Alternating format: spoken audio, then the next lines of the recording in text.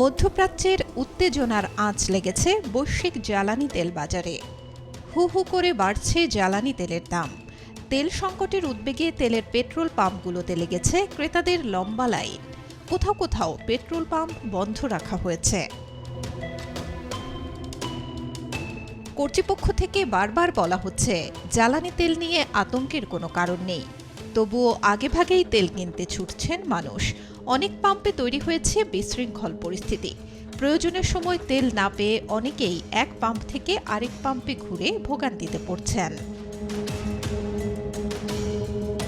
এই ভোগান্তি কমাতে তৈরি করা হয়েছে নতুন এক অ্যাপ তেলকই। এই অ্যাপের মাধ্যমে সহজেই জানা যাবে কোন পেট্রোল পাম্পে তেল পাওয়া যাচ্ছে, কোথায় যাচ্ছে না এবং কোন পাম্পে রয়েছে কত বড় লাইন। এমনকি তেল না থাকলেও পাওয়া যাবে নোটিফিকেশন।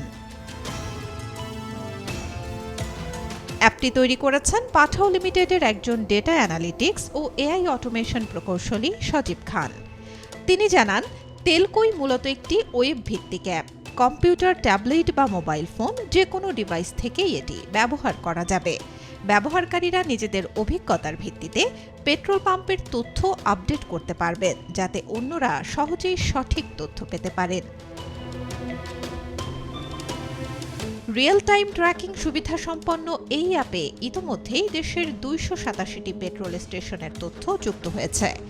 সজীব খান মনে করেন, এই উদ্যোগ মানুষের সময় বাঁচাবে, অনেকটাই কমাবে ভোগান্তি।